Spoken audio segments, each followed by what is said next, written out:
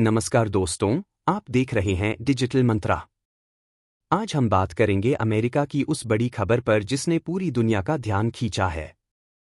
Social media पर यह अफवाह उड़ रही है कि डोनाल्ड ट्रंप के कारण अमेरिका पूरी तरह बंद हो गया। लेकिन असली सच्चाई क्या है? क्या वाकई दुनिया का सबसे ताकतवर देश ठहर गया है? आज हम करेंगे पूरा विश्लेषण विस्तार से। सबसे पहले समझिए, अमेरिका पूरी तरह बंद नहीं हुआ है। असल में वहां हुआ है फेडरल गवर्नमेंट शटडाउन। शटडाउन का मतलब, जब अमेरिकी संसद यानी कांग्रेस बजट पास नहीं कर पाती, तब सरकारी विभागों को फंडिंग रुक जाती है।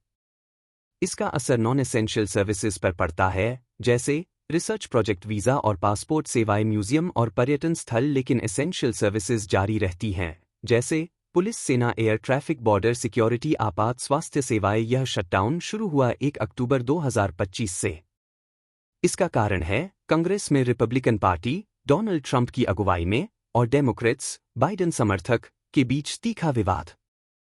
इसके 3 मुख्य मुद्दा है: बजट आवंटन, स्वास्थ्य सेवाओं पर खर्च, सब्सिडी और सामाजिक कल्याण योजनाएं। रिपब्लिकन चाहते हैं खर्चों में कटौती और अपनी शर्तों पर समझौता। डेमोक्रेट्स इन शर्तों को मानने को तैयार नहीं। नतीजा, बजट पर सहमति नहीं बन पाई और सरकार शटडाउन में चली गई। अब यहां पर शुरू हुआ ब्लेम गेम। ट्रंप और रिपब्लिकन का कहना है कि डेमोक्रेट्स ने देशहित में समझौता नहीं किया, जनता भुगत रही है। वहीं डेमोक्रेट्स का आरोप है कि ट्रंप अपने राजनीतिक फायदे के लिए जानबूझकर फंडिंग ब्लॉक कर रहे हैं। असलियत यह है कि दोनों पार्टियां अपनी अपनी राजनीति कर रही हैं और इसका खामियाजा जनता को झेलना पड़ रहा है। सबसे बड़ा असर इस शटडाउन का देखने को मिल रहा है सरकारी कर्मचारियों पर। लाखों कर्मचारी बिना वेतन के काम करने को मजबूर हैं, जबकि कई को छुट्टी पर भेज दिया गया है। सरकारी दफ्तरों का कामकाज भी पूरी तरह प्रभावित हुआ है। पासपोर्ट और वीजा के आवेदन पेंडिंग पड़े हैं, रिसर्च ग्रांट्स रुक गए हैं और कोर्ट से जुड़े कई मामले अटके हुए हैं।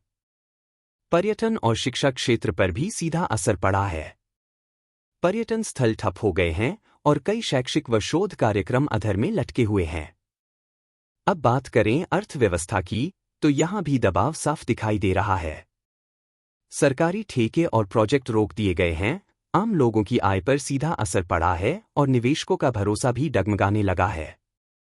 यानी कुल मिलाकर इस शटडाउन का सबसे बड़ा बोझ सरकारी कर्मचारियों और आम जनता को झेलना पड़ रहा है और इसका असर धीरे धीरे पूरी अर्थव्यवस्था पर दिखाई देने लगा है।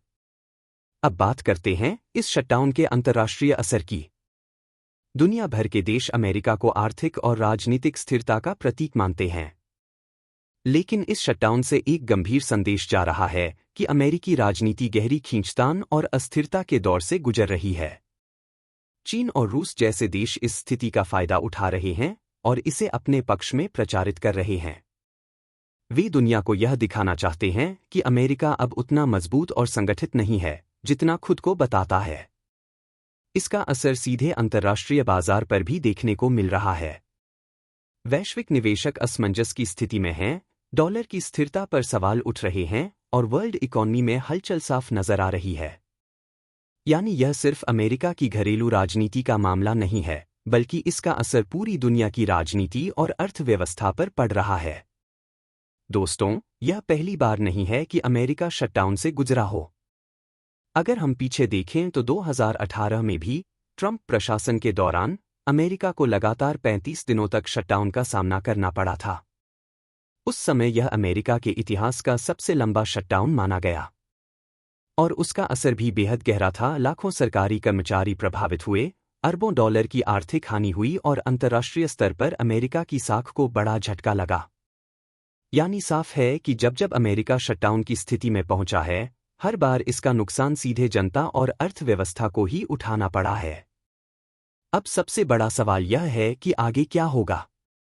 दरअसल, यह शटडाउन तब तक खत्म नहीं होगा जब तक अमेरिकी कांग्रेस एक नया फंडिंग बिल पास नहीं कर देती।